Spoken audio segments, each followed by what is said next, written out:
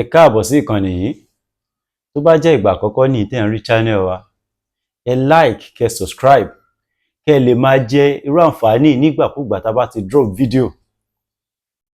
A ní dá yín lágara ká má fọ̀pá pọ̀ lọ́pọ̀lọ́ péjọ. Ẹ bá wa wo àwọn videos yìí. Sunday Igboho yẹn ó ti ń pọ̀ jù. Ìgbà tẹ́mi mọ Sunday Igboho nílùú Ìbàdàn assassin ni o, wọ́n máa fún lówó kókó lọ pààyàn ni. Ìgbà tó lóun lọ sóko, ó lọ ṣiṣẹ́ kan for 5 hours nǹkan kò fẹ́ lọ síbẹ̀. Kò lọ síbi ọ̀dọ̀ àwọn bandits o, ẹgbẹ̀gbẹ́ oko tó wà ní Ìbàdàn níbi àdúgbò ẹ̀ ibẹ̀ ló lọ o. Kódà gan-an níbi tí mo rí dé, ọmọ Fúlàní kan jẹ́ kóye pé tó bá ti bí dáa, òun máa fún ní owó mọ́tò tí ó bá lówó mọ́tò kó máa bọ̀ wá bá wọn. Àwọn ò ní pa, àwọn máa ná lálùkì ni pé olórí burúkú ni. Ó ń fẹnu já wáyà ni. Sunday Igboho ò lè ṣiṣẹ́ kankan. Òun náà fẹ́ ní followers nǹkan tó ń ṣe. Ibà Gani Adams Oòduà bàbá tiwa ni jagunjagun ni wọ́n. Jagunjagun wọn ń ṣe illiterate. Jagunjagun wọn ń ṣe illiterate. Ìyá ó wà òkè ó gbádùn ó nọ́mà rárá ẹnìkan ti sọ nísìn assassin kọ́ aládé ni ẹnìkan ti sọ nísìn wọ́n ní girlfriend àwọn ní tẹ́lẹ̀ káyé ẹ̀ tó ta kí tiẹ̀ tó yẹ káyé ẹ̀ tó bàjẹ́.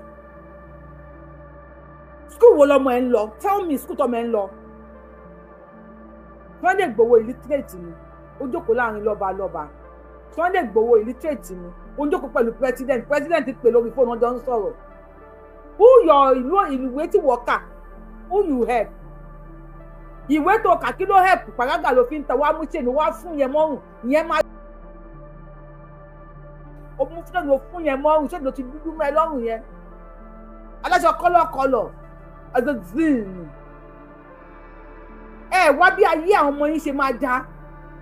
Lógun ọ̀fẹ́ àbí lógun ojo. Kí tẹ̀ ń ṣe bí olórí burúkú báyìí? Ìwọ ni yóò ju àkọ́ ìyá ọ̀ràn míyàn ẹ̀jọ̀ kò ní fara yí kọ́ tọ́rọ tó la ẹ̀ ń kó lórí. Ó máa fún ní owó mọ́tò tí ó bá lówó mọ́tò kó máa bọ̀ wá bá wọn. Àwọn ò ní pa, àwọn máa ná lálùkì ni pé olórí burúkú ni. Ó ń fẹnu já wáyà ni. Sunday Igboho ò lè ṣiṣẹ́ kankan. Òun náà fẹ́ ní followers nǹkan tó ń ṣe. Ó fẹ́ ní followers wèrè ló jọ wèrè òun ló jọ ó jọ wèrè gan. Àwọn tí wọ́n mú láti rìpọ́ọ̀tù àwọn tí wọ́n ń sọ̀rọ̀ gba wèrè because wọ́n lè máa lọ gbólóṣó kan ṣeré jáde kan lọ mọ tí ó kàn lọ ṣe fàájì wọ́n máa wá sí ẹ̀yìn wèrè yìí kalẹ̀ ó pọ̀ jọ wèrè yìí pẹ̀lú aṣọ tó wọ̀ yìí wèrè ló jọ náà lóun yóò ju àìṣe rẹ̀ àbí wo ló pe rẹ̀ ogún kí ni díẹ̀ kó sì dànù kó sọ̀rọ̀ lórí ibi. Ibà Gani Adams Oòduà bàbá tiwa ni jagunjagun ni wọ́n. Jagunjagun wọn ń ṣe illiterate. School wo lọmọ ẹ lọ? Cause illiterate ni Sunday Igboho. Sọ́dọ̀ mi ti yé yín. Gbogbo ẹnu tó ń jà yẹn ẹnu lásán ló ń jà. Torí pé kó lè bá di followers, kó lè bá máa fi owó kó máa gbowó sápò ara ẹ̀ ni. Sunday Igboho kò lè ṣe nǹkan kan ẹlẹ́nu ni. Èmi tí mo jọ́bùnrin gan Sunday Igboho nínú póòsì nínú Oòduà Sunday Igboho kò lè fèsì mi láti bá mi fà.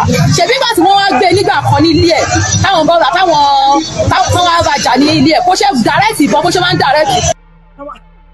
Wọ́n ní kí Sunday Igboho máa ń direct ṣé máa ń direct ìbọn àwọn máa ń kọ́ máa ń dìbọn. Ìyá educated illiterate tó máa ń direct ìbọn àbọ̀ máa ń kọ́ máa ń dìbọn. Ṣé ìdí tètè tó fi fún rẹ lọ́rùn yìí gbogbo yẹ kí n tẹ̀ mọ́ nígbà tó sọ̀rọ̀ ẹ̀. Kó lọ yìnbọn wọn mú un. Nígbà tí wọ́n gbé lọ sí Kútọnú ṣe bó sunkún bí ọmọdé ni. Nísìnyẹn ẹnu ẹ̀ wá ń jabla ó jabla sí bàbá ẹ̀. Ọ̀bọ ni Sunday Igboho ọ̀bọ ni. Ọ̀gbẹ́ni gbẹ́ni dákẹ́kọ̀ọ́ kọ́ sí dànù ẹni tó ń wọ́ sẹ́gbẹ̀ẹ́ ta ló mọ̀ ẹ́ lájà ẹ̀ nínú ìgboro. Olórí burúkú làwọn tó bí ẹ ní wọ́n bá mi ṣí ẹ nàbí kò fẹ́ dà fún ẹ ni. Ayé ẹ fẹ́ bàjẹ́ nàbí tí ẹ fẹ́ lábà níbo ló ti wá. Olórí burúkú lélẹ́ ìwèrè lójọ́ tó bá sáfà ẹ̀ wàá máa yàgbẹ́ tó gbóná ó ya wèrè ni. Wọ́n á ti tan ring light sí lóde máa ṣe bí olórí burúkú. Ẹ̀yẹn ni òfò burúkú yìí wọ́n bá mi ṣí ẹ ni. Wọ́n náà wọ́n tó bá mú yín sábà máa ń rún yín gan máa ṣe yín léṣe gan ẹ̀ ya wèrè ni. olórí burúkú làwọn eléyìí ní assassin wà wọ́n dín kúlíkúlí lórí àwọn tó bí ẹni yóò ju àìṣẹ́rí àríwo ló pé ká ẹ̀ wọ́n máa bo lórí ẹ̀ wà láò ní ìyá ẹ̀ ò ní ju wọ́n á bo lórí ẹ̀ wọ́n á ti bọ̀ ẹ̀ fún ọ olóṣì màlélẹ́ yìí tẹ̀ assassin ìyá ẹ̀ wà báyẹn ká gbéwèrè tayọ ghetto wọ́n lè gbá wa kó ghetto ni wọ́n lè gbé ghetto kó lára wa tá a bá mú ẹ̀ a bá ṣẹ́ǹkẹ́ ní 2x2 ìyá ẹ̀ a bá sáré ó ní wẹ̀yìn náà ò ní dúró wẹ̀yìn tó nà ẹ̀ ó ya wèrè ni ó ní ó bá kọ́kọ́ gba 2x2 lọ ó ní dúró wẹ̀yìn tó nà ẹ̀ wọ́n ní ẹgbẹ̀rún ó jálárò yẹ kíní kan yẹ tó ó yẹ ó ní aláya ẹ̀ jẹ́ ń gbé kuru bólé ẹ lọ́wọ́ tó bá wà ìyá ẹ̀ tó bá wà yìí tó bá o ti gba bọ́jú rí bọ́jú tó máa fún ẹ ní bọ́jú ìyá ẹ ò ní dúró. àwọn èèyàn ní Sunday Igboho to take legal action lórí woman yìí wọ́n ní kọ́ lọ gbé ṣé lè rẹ ní kọ́ lọ gbé ẹni tí yàn bá ń tẹ̀lé èèyàn máa ń jọ ẹ̀mọ́ pọ́ gẹ́rẹ́ náà parọ́ mọ́ Tinubu fóun bá parọ́ mọ́ Sunday Igboho bá gbérú eléyìí tí Sunday Igboho bá gbérú èrè yìí ká ló máa gbà kalẹ̀ èmi ò lè wá ṣe justice èmi ò lè wá ṣe free ìyá Oòduà omi lè gbé play card o kí Sunday Igboho gbérú eléyìí Sunday Igboho bá gbére ibi tó máa kú sí ló wà yẹn wọ́n bá fi lè arrest eléyìí ibi tó máa kú sí ló wà yẹn olórí burúkú ẹni òkò ṣòfò dàrú kó sì lọ kí wèrè kejì ẹ bọ́ sórí stage sọ̀rọ̀ sókè ẹlẹ́nu. àwọn gbogbo ọmọ Nàìjíríà orúkọ tèmi ni Mofatu Sulaimon Ayọ̀ndèjì. Ayọ̀ndèjì aláìjẹ òyìnbó explain tàyà ẹ máa explain tàyà ẹ ṣì èrè. kí sí ẹ̀sà ìfẹ́lẹ́ ìjòfin ìyẹn tó ẹ̀rí bó ṣe rí ẹni ọlẹ́ni tó owó tó máa fi jẹun ló ń wá bàbá arrest ilé waste of time ni waste of time lákàn máa fi wọ́n pa ṣáyé òyìn ẹ̀rọ pọ̀ ọ̀gá ẹ̀ náà parọ́ ọmọ Tinubu tó náà bá parọ́ ọmọ Sunday Igboho assassin kan Aladdin justice for ìyá Oòduà àbá máa gbé play card free ìyá Oòduà èmi ò ráyà ti kọ free ìyá Oòduà o Sunday Igboho lè gbélé fún another wèrè sọ̀rọ̀ tó kéwèé. Nàìjíríà orúkọ tèmi ni Mofatu Sulaimon. mi ò tún mọ arúgbó ibi tèmi báyìí àwọn iron lady àwọn eléyìí stick lady dípò tẹ̀ mọ́ iron lady ogun gbọ́ ike lady ni ike lady orúkọ mi ni iron lady àbí rubber lady sọ̀rọ̀ iron lady Mofatu Sulaimon àbí kí ló pè rẹ̀. Nàìjíríà orúkọ tèmi ni Mofatu Sulaimon Ayọ̀ndèjì. ó pa lọ ṣe bẹ́ẹ̀. fún Ọ̀ṣun state. mo kí gbogbo ọmọ Yorùbá tí ó jẹ́ ọmọ ọkọ tí kì í sọmọ àlè torí kì í ṣe gbogbo àwọn ọmọ Yorùbá la jẹ́ ọmọ ọkọ ọmọ àlè mọ́ wà nínú ọmọ ọkọ nígbà míì.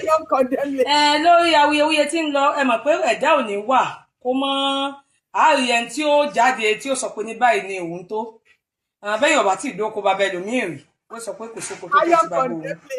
àwọn tó ń gbé Ààrẹ Ọ̀nà Kakanfò lógun ọ̀fẹ́ bàbá àwọn tó ń gbé efiwé Sunday Igboho wọ́n ponú ni wọ́n ya fọ́ọ̀fún gbóòmù ẹ̀dá ọmọ àlè Yorùbá sí làwọn orí pé ojú wọn ò fọ́.